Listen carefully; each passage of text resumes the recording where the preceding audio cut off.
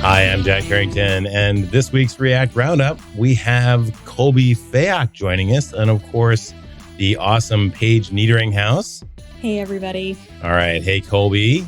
How you doing? How's it going? Thanks for having me on here. Happy to be back. Yeah. All right. Yeah. This is a multiple time for you. This is awesome. Good to see you again. Nice to see you all as well.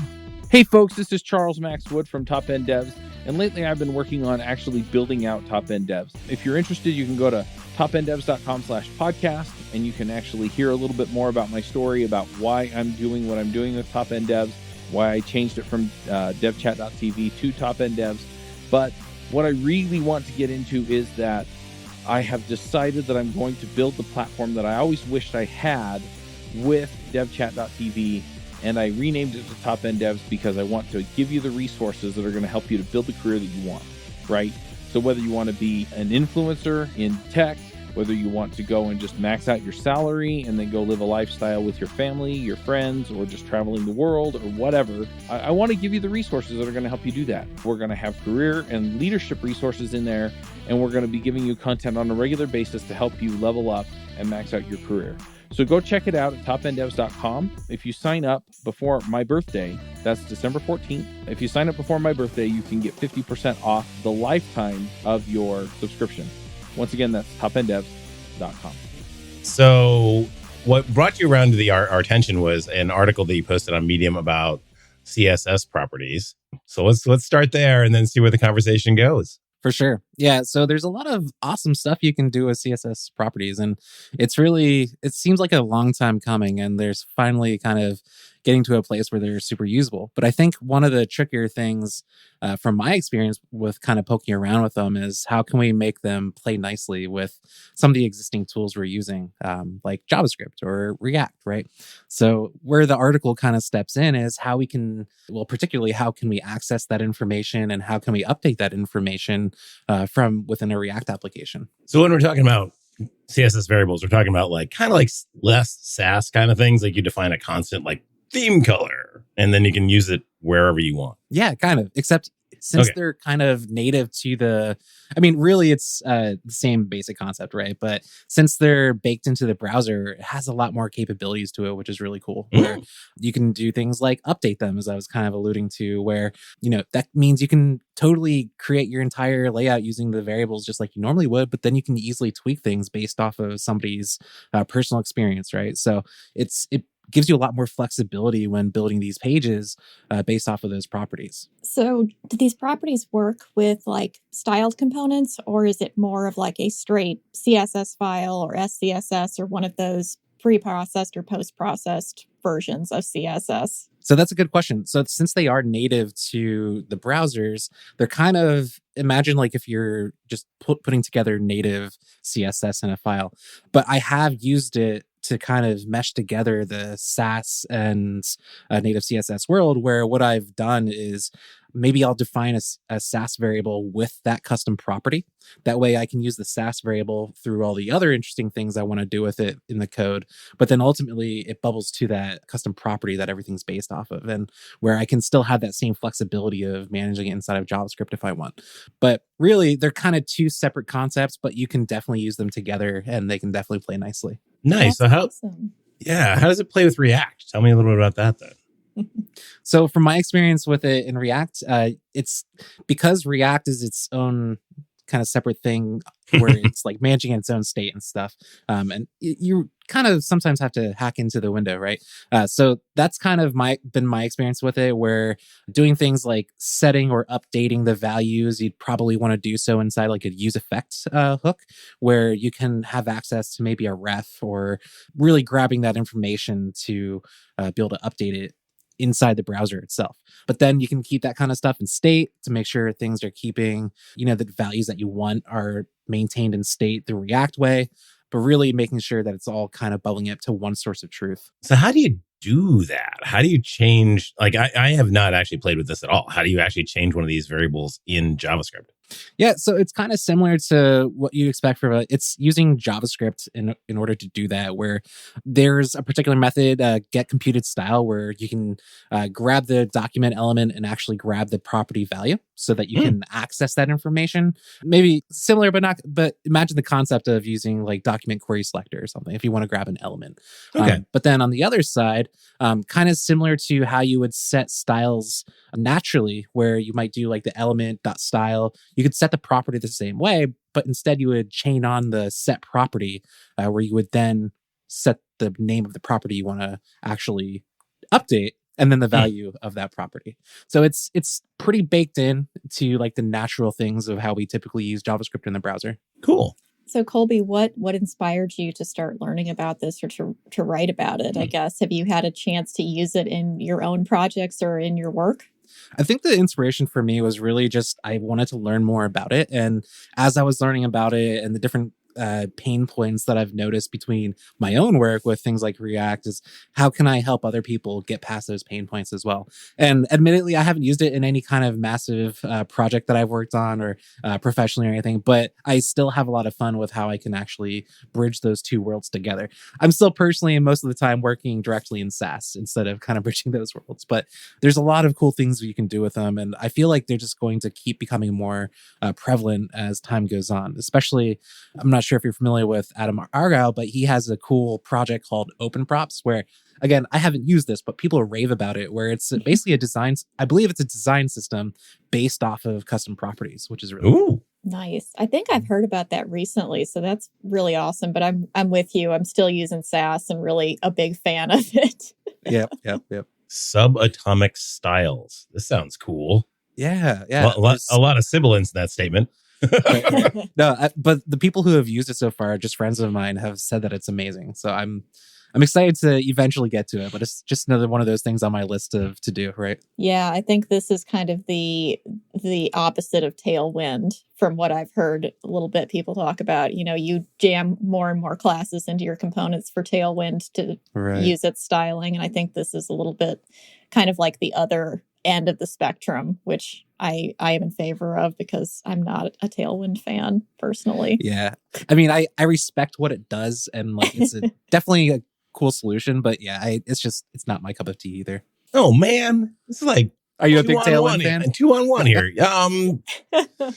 Am I a Tailwind fan? Okay, so I just did a big Solid.js project, and that was the only thing they had no like out of the box component solution. You know, there's nothing like material. So yeah, using Tailwind was awesome in that context because it just helped me out a lot. But yeah, if I got like material, that sort of stuff, then I just use that. Especially like MUI 5 has like SX nowadays. So the SX property is just awesome. You know, I want a little extra padding. Just go on. And that's kind of what I was using for Tailwind anyway. So yeah, fair enough. I really enjoy writing my CSS in my separate file and having like the actual, typical declarations and everything. Is there any kind of scoping in this? Or is it just like all global? Custom properties? Yeah, the CSS Properties stuff. Yes, there is scoping. I'm not an expert as to how that works, but there definitely is scoping, which, takes it to another level of the flexibility of things, right? Because if you want to scope it to a particular element set, then you're having more control as to how you're actually being able to leverage that. Yeah, it makes reuse a lot easier for sure. Well, yeah, it makes reuse a thing as opposed to not a thing. Yep. Yeah, I've been using CSS modules lately and really enjoying the amount of detail you can get into, I guess, in terms of scoping it, even if you're using the same style sheet for various different components. It's pretty cool. So that's awesome to hear that it gives you that same level of granularity. Do you use SAS with your CSS modules? I do. Same, yeah.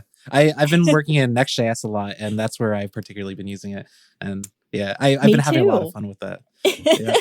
It's funny, before this, I was actually not as much of a fan of having like a folder bucket of all my different files. But now that's entirely how I organize it with the SAS modules, and I love it. Mm-hmm. Just one styles folder, and then all the styling modules go inside of it. It's great. Okay. It's clear that I'm stuck in a conversation with two CSS fans. So let me act as CSS newbie here and ask, like, if I am a React dev and I'm like, okay, I want to go and learn a little bit more about CSS. What is a good entry point? in 2022, starting right now, how do I learn CSS? Ooh, that's a big one. Well, one thing that I would say is to get familiar with CSS Flexbox and CSS Grid, because those are going to do a lot of the heavy lifting for you in terms of actually getting the layout that you want. And they've come so far since the times of floats and just kind of yeah. Oh yeah. In terms of other stuff, I don't know. I mean, there's so many resources out there. CSS Tricks is fantastic if you want to really deep dive into particular topics. But I would say just start trying to mock up websites that look like layouts that you really like, whether that's from a designer or from an existing website, and just start learning that way, because there's so much to learn. I think that's a great point. Yeah, brilliant one of the idea. things I like to learn is by doing.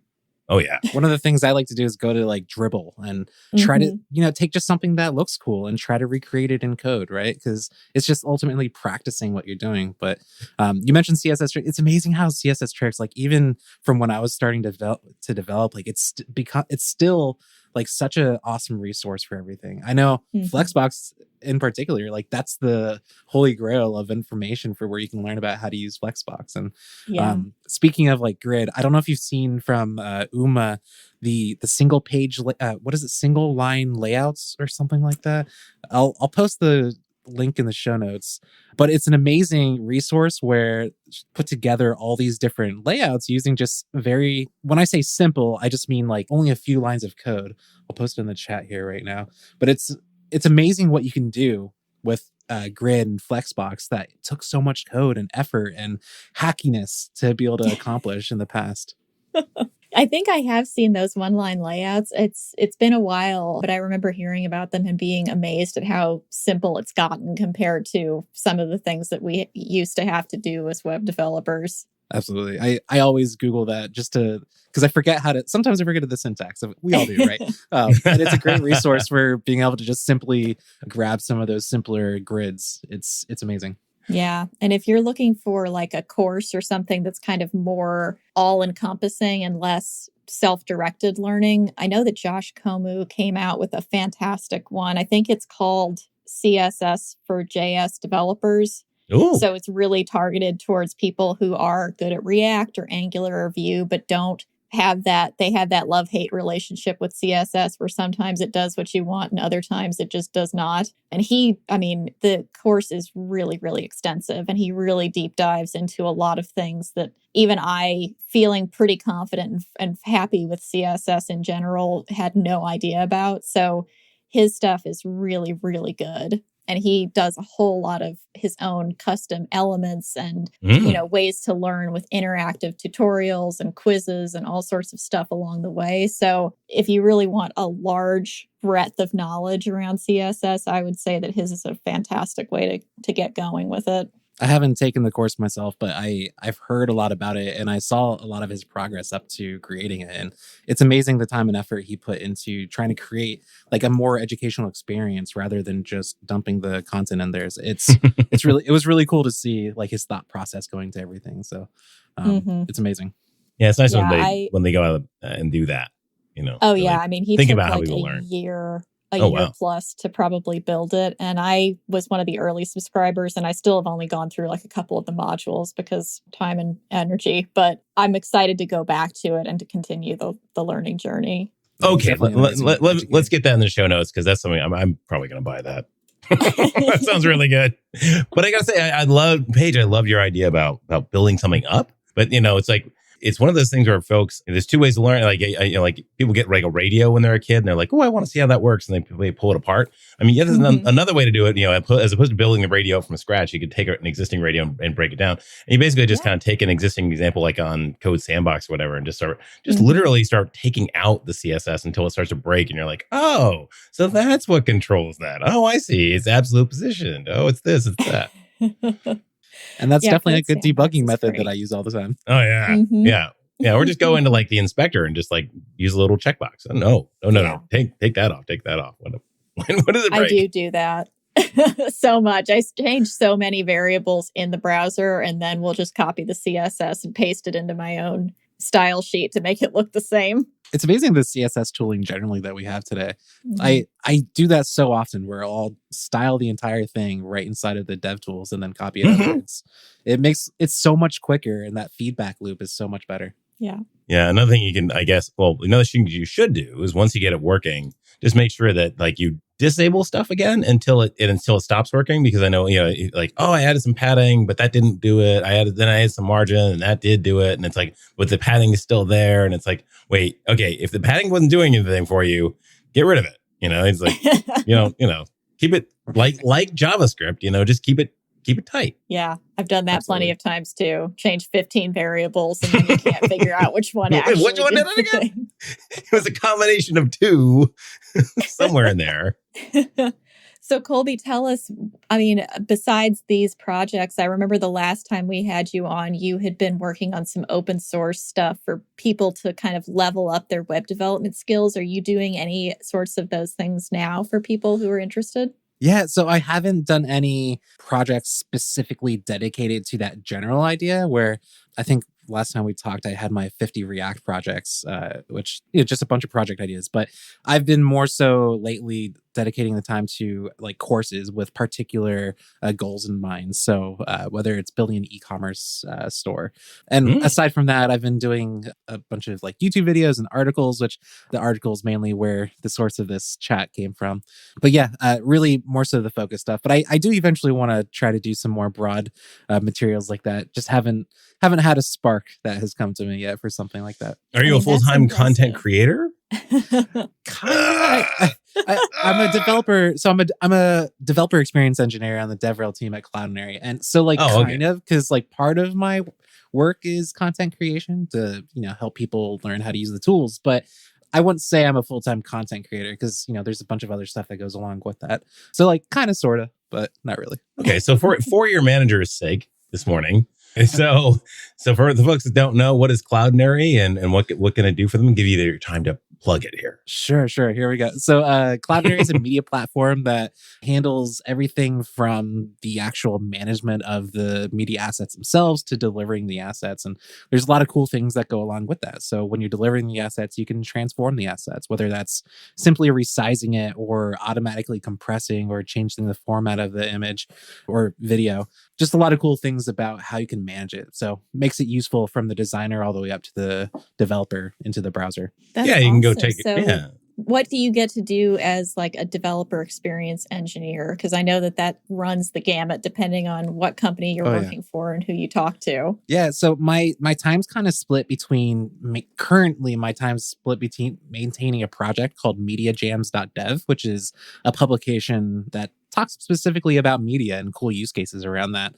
So that's, doing the front end engineering, working alongside of other people on that project. But aside from that, it's the content creation, trying to help people learn things. I also try to put together proof of concepts, integrations, just based off of things that I would find interesting. Like I put together a Netlify Cloudinary plugin. Still a little bit of a work in progress, but it's been a lot of fun kind of seeing where there's gaps in where people are actually trying to use these things and how it can come in and create an integration or proof of concept with it. So if I've got images or video, and Cloudinary could just be the place where I just put those. Like as I used to put them maybe in S3, now I'm going to put them over in Cloudinary, and I can put some cool like URL extender on it and say, hey, this is for this breakpoint point, or this is this is a source set for an image or something like that, and get like really nice responsive images. Cool, for sure. And that's a simpler use case, right? There's so much you can do on top of that, but it's one of the more compelling use cases, right? Because simply the starting point. Simply being able to store your images and deliver them to like people who know what they're doing with media delivery, and then being able to have those transformations like the resizing. And one of my favorite features is the automatic. There's parameters you can add for like automatic quality and automatic formatting, where for the quality, it'll compress it to a point where it's not visually human distinguishable. So it'll do its best to compress it. But then on top of that, it'll also deliver image formats or media formats dependent on the browser for what it supports. So, for instance, if the browser supports AVIF and that's the best resulting image for that particular media, it'll serve that. Otherwise, if it doesn't support AVIF, it'll be WebP or JPEG, basically whatever the best, lowest file size or best result is for that browser, it'll serve, which is really cool. Nice. That's awesome. So one thing that I noticed, because I'm looking at your website now, is that you have a lot more than just the CSS article that we were talking about. Where do you come up with a lot of your ideas? And also, how do you find the time to write about them, also having a full-time job and doing some courses on the side? And it sounds like a whole lot of other stuff in the background. For sure. Yeah. That was just one of the many articles that I've put together. And in terms of like idea generation, I just working through my day-to-day work, like with whether people are asking me questions or things I notice that might be tricky or interesting use case topics, I'll kind of just jot down a huge list of ideas. And then I'll see at the beginning of the week what's kind of inspiring me for the week. Because if I try to force myself to write on a particular topic, I feel like I'm not going to go anywhere on it. But if something like sparks my interest and really gets me just kind of writing it, it makes it so much easier. So that's in terms of like time management. It kind of depends on what it is. So if it's something more like a sponsored piece, I'll typically try to carve that time out on the side during my own free time, whether that's on the weekend or maybe a little bit at night. Otherwise, a lot of it, like the Cloudinary work, I'll be doing as part of my full-time job. So I'll be able to work on that as part of what I'm doing to help people learn about Cloudinary. Hi, this is Charles Max Wood from Top End Devs, and lately I've been coaching some people on starting some podcasts and in some cases just taking their career to the next level. Whether you're beginner going to intermediate going to advanced, whether you're trying to get noticed in the community or go freelance, I've been helping these folks figure out how to get in front of people, how to build relationships, and how to build their careers and max out and just go to the next level. So if you're interested in talking to me and having me help you go to the next level, go to topenddevs.com/coaching. I will give you a 1-hour free session where we can figure out what you're trying to do, where you're trying to go, and figure out what the next steps are. And then from there, we can figure out how to get you to the place you want to go. So once again, that's topenddevs.com/coaching. I think that's a great idea. If you're working a full-time job and you have as like a Jira ticket, hey, go and do such and such, like figure out a good way to store media in the cloud, just find a good service, that kind of thing. You can, after you've done your research, write a Medium article on it. I mean, assuming it's not IP, right? And then you can use that Medium article at work. You can say, oh, cool, this is what I came up with, blah, blah, blah. And it gives you a lot of good beneficial, like gets your name out there, but it also gives you a way to structure that content, and learn about how to teach people things. It's great. And honestly, teaching it helps me learn it better, right? Yeah, absolutely. No, that's exactly right. I mean, I find a lot of inspiration in the same way that you do. It's stuff that I learn at work on the job. And I'm writing a piece right now about how to unit test API routes for Next.js because there is not a lot of good articles out there. We found out ourselves trying to unit test some of our own stuff. So that's exactly it. You just find gaps in the knowledge or things that, were really difficult to figure out. But once you've got it, then you've got an entire piece right there. Definitely. And while it's still fresh on your mind, it makes it easy to kind of teach what you had to learn in order to do it. So it helps you empathize with trying to teach it to other people. Yeah, for sure. Yeah, you can be able to think about the world from their perspective, from the perspective of somebody who doesn't know, and then kind of lay it out. It's storytelling, really, honestly, at the end of the day. You're trying to impart a story about how to get something done, how to unit test API routes, which, by the way, Paige, once you put out that article, please let us know. And we'll have you on as a guest on React Roundup. But because I wouldn't mind knowing myself. How'd you end up doing it, by the way? Was it the MSW or something? No, I actually found a library called NodeMox HTTP. And what it lets you do is actually mock the requests and responses that would go through a node server, which is what Next.js uses under the hood for all of its API calls. So you would use what would be the real URL for that endpoint, but you just change what's going out in the request and then what's coming back in the response. And you can verify that way that you're getting the correct errors or the right responses of 200 and various things like that. So it wasn't, I mean, I'm really used to using Axios and Express and things like that for most of my API calls. So it took a couple of days of fiddling and trying different packages to kind of finally figure out this was the best way to do it. But once we had that, then everything was smooth sailing. But it's just getting over that initial, why is there no documentation on this? And why hasn't anybody figured it out up till now? I don't know. I've always felt like testing is one of those things where sometimes the configuration is the biggest bear to kind of overcome, but it's so satisfying once you can have those tests running smoothly and be able to easily set those up and, provide so much coverage for that. But the configuration is just sometimes a nightmare. Yeah. Code coverage is my best and worst thing at work. It seems like the tests take twice as long as writing the actual code sometimes. Right. You can definitely get into a world where you want to have like 100% code coverage, though, and that's not always a good thing. Like 80% is like well, I think you can get there if you push hard enough. The problem is you're kind of like putting amber around the code, because at that point, like the code can hardly move without breaking a test, and it's like, oh, is that really what we want? Do we really need to unit test this component, that renders something? Like, no, man. Well, and especially when you have when you're using something like TypeScript, a lot of the errors that you could have encountered in a test are not going to happen, because TypeScript will keep you from ever passing a number when a string is expected, or for making a wrong HTTP call when you say only get is the only accepted method. So, you can still write tests for those, and I tend to just because, but a lot of those scenarios just aren't going to happen when you have something like TypeScript kind of putting extra guardrails around your code to begin with. Yeah. We were on the same team with SAS, but I can't say that I've hopped on the TypeScript chain yet. What? Oh, okay. Now it's a 2-on-1. Now it's Paige and Jack against Colby. TypeScript what? I'm kind of in the middle still. I'm still in the learning. Dang it. The learning and getting happy to use TypeScript. And in most cases, I still am. But it's been probably just the last couple of months that I've really started to get into it, because we've been writing a new application and using TypeScript. So I have no choice but to learn it. For sure. Yeah. I can conceptualize all the benefits like that people talk about. It does sound amazing. I don't know. It's just something, I think the syntax scares me too much, and I just haven't really taken that time to dive in yet. But also from like an educator's standpoint, I've kind of steered away from it only because I didn't want to overcomplicate some of my articles. Like, I don't want to just jam TypeScript to everything. And that's another barrier somebody would have to get over in order to learn. I've actually recently done JavaScript videos. I was doing TypeScript exclusively there for a little bit, and I think that actually reduced the market size, because there are folks who are like, it's interesting. It's like JavaScript folks TypeScript folks will gladly watch an article or read an article on JavaScript, and they'll be like, oh, I can add the types later.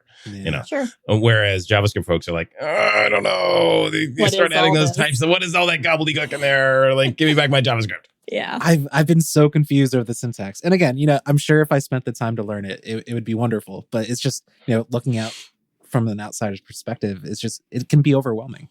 Have you used any strongly typed languages before, Colby, like Java or... Yes. No, I haven't. No. I've really, I started off with PHP way back when, just because I was in WordPress land. But then, I was kind of at that breaking point where JavaScript was really taking off, and I just caught on that wave, and I've been JavaScript ever since. Yeah. I mean, it's really easy to start with JavaScript, and I think it's great as an earlier career developer in that, to start and just use plain JavaScript, because you'll hit all sorts of error cases, TypeScript or no. But one of the things that I've figured out from TypeScript is that knowing JavaScript well makes it easier to get into. It's a lot easier to say, oh, I know that this is going to throw an undefined. So if I just put an if statement around this and check that it exists, then TypeScript will be happy.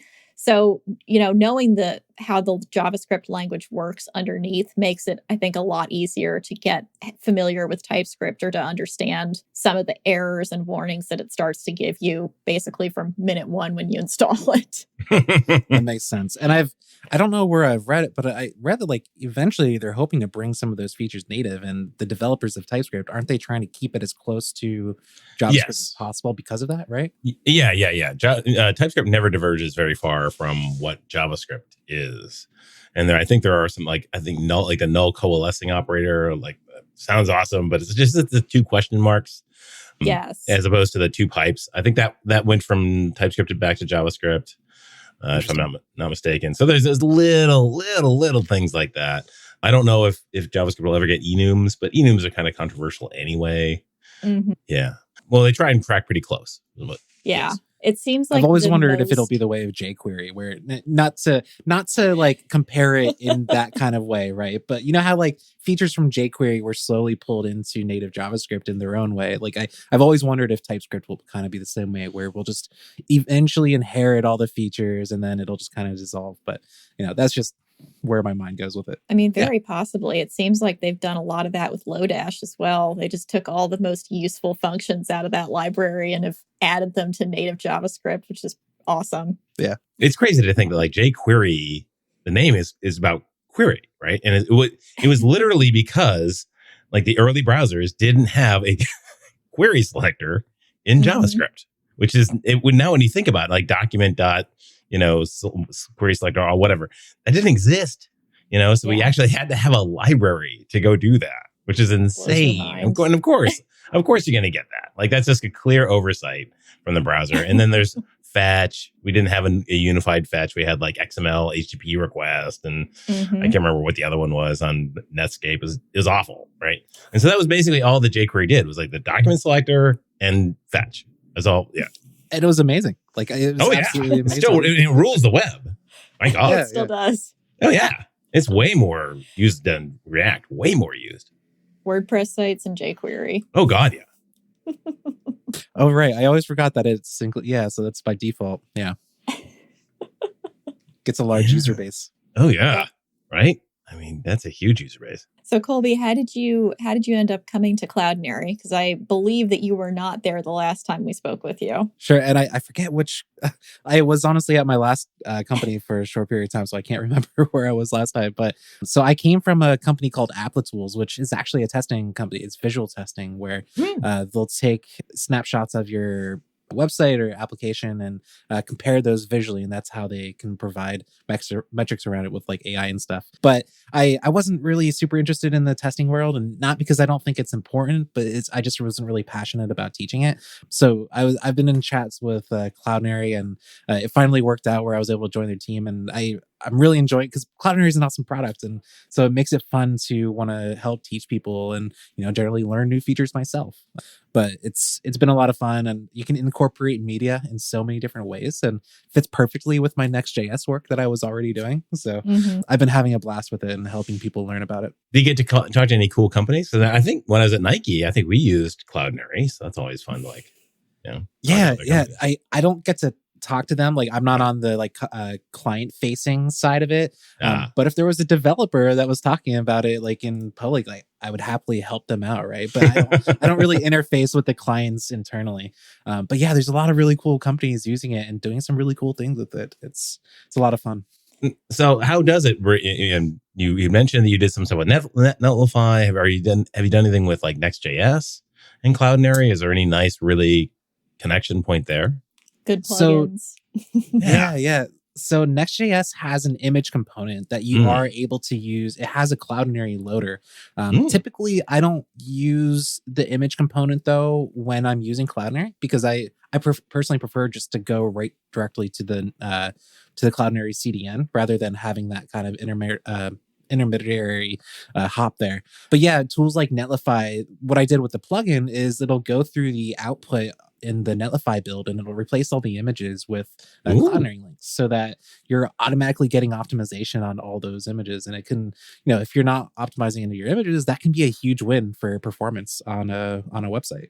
I'm trying to take that further, because we all know with React and client-side routing, it can get a little tricky with those types of things, because as soon as the page changes, you lose all of that from the DOM, because it's only on the static output that first page load.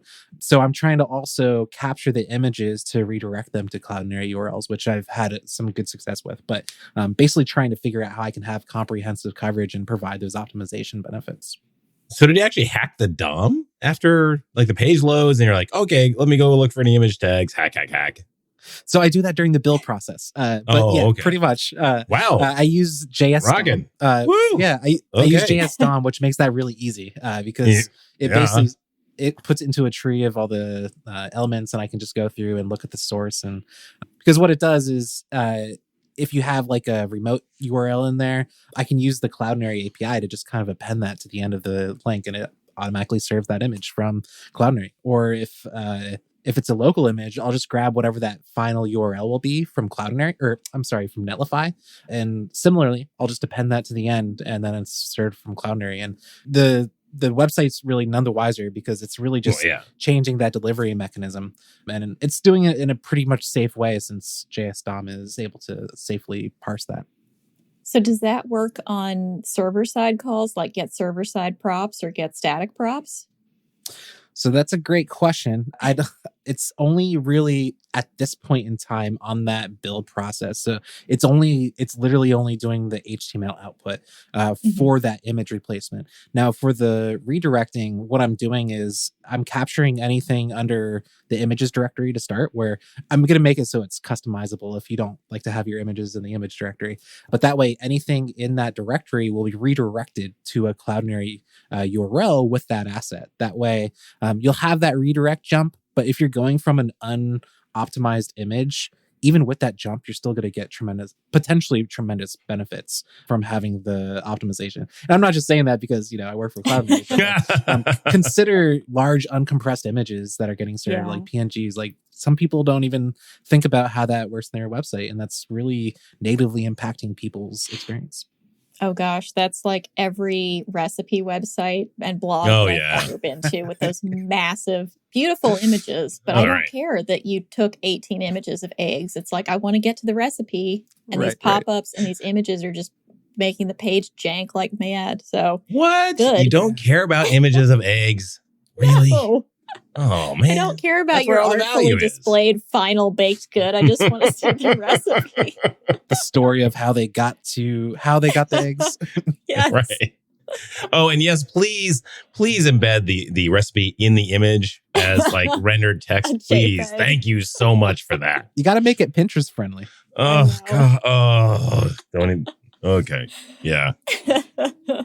Well, just to get back to your idea for a second, not to geek out too much, but you could probably do it as middleware, like have it so that like right in the last part of the chain, like you just kind of pull out, oh, I got some HTML here.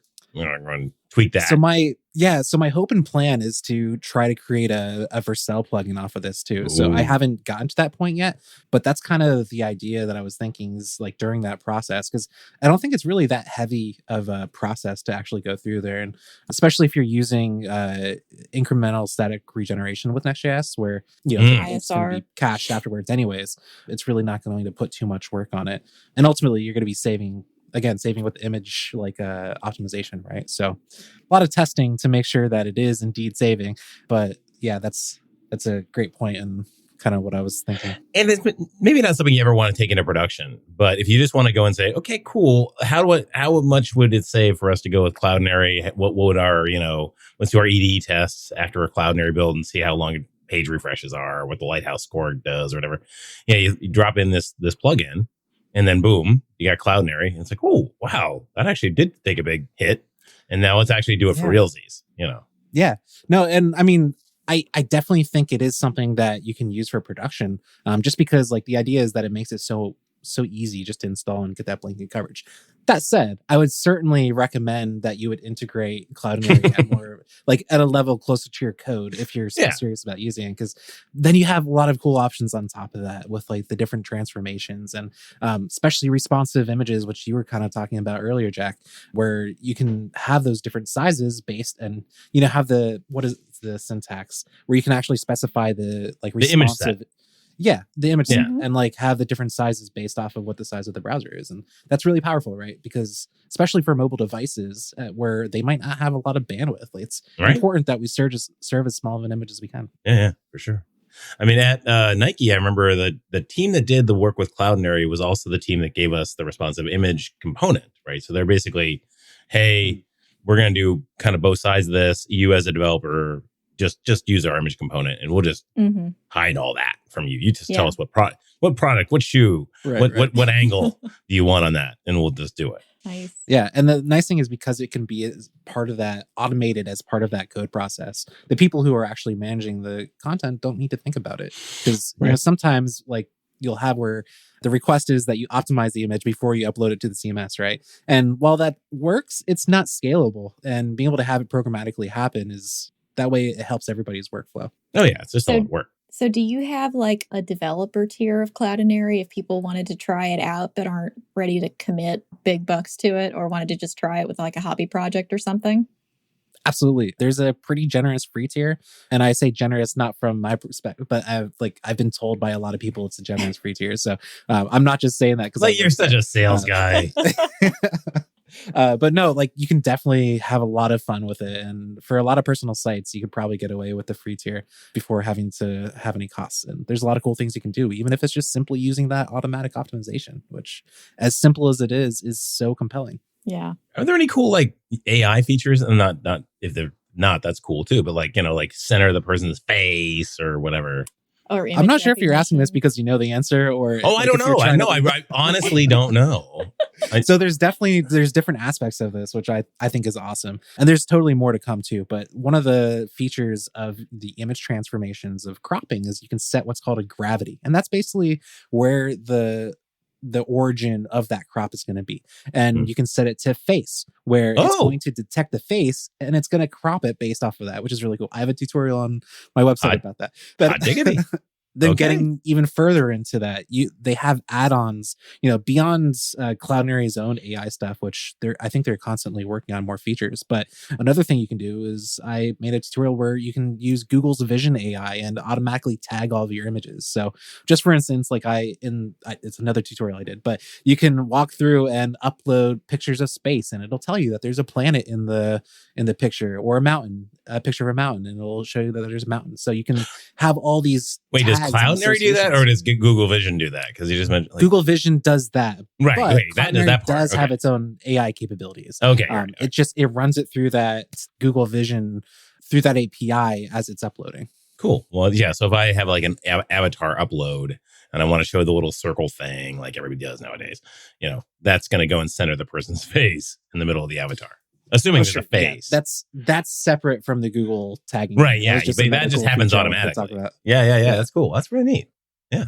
Man, I think this has turned into almost a sponsored episode for Cloudinary without us meaning to. Yeah, sorry, no intent to just sit here and plug away. But that's what makes this job fun. Is like there's a lot of cool things about Cloudinary, and it's just been a blast trying to myself learn all the different features and then teach people about it. Well, and as front-end developers, this is a huge part of our job, whether we want it to be or not. So having services like this that can do a lot of the heavy lifting for us just makes our jobs easier. Absolutely. Plus, it's a big part of what we do. Forms and images. These are two of the big things in the web, basically. That's a great point. Yeah. Yeah. I'll have to let them know they should come out with the forms product. Yeah, right. You should just acquire React Hook Form or Formic. Yeah, like have it be everything you like 80% of what you need to build an app.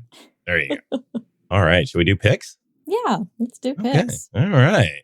Hey folks, if you love this podcast and would like to support the show, or if you wish you could listen without the sponsorship messages, then you're in luck. We're setting up new premium podcast feeds where you can get all of the episodes released after Christmas 2020 without the ads. Signing up will help us pay for editing and production, and you can go sign up at devchat.tv/premium. So, Paige, you want to start us off on our picks this week? Sure. So I will give everybody a new show to watch. If any of you are familiar with Paramount TV, they have a really popular one called Yellowstone. And it's about cowboys, but kind of in the modern era. And now they have a spinoff of it, which is called 1883. And that is how the family that is the main family in Yellowstone got to Montana, I think is where they're actually located. So, it follows settlers in 1883, right after the Civil War and everything that happened then, kind of making their way on the Oregon Trail to eventually end up there. And it's a good old-fashioned Western. There's oxen and carts and, people are losing wheels and getting cholera. And die, yes. Yeah, and there's Indians and cattle rustlers. It's just, so if you like Westerns and drama and really just gorgeous pictures of the Great Plains and people riding horses really, really well, then I would definitely say you should check out 1883. It's a very good series, and the first season is almost wrapped up, so it's a good one. Yeah, we're watching it. It is beautiful. It's very pretty. Mhm. Yeah, for Yeah, sure. it's pretty desolate at times. I mean, there's nothing but grass as far as the eye can see, but yeah, other than that, it's great.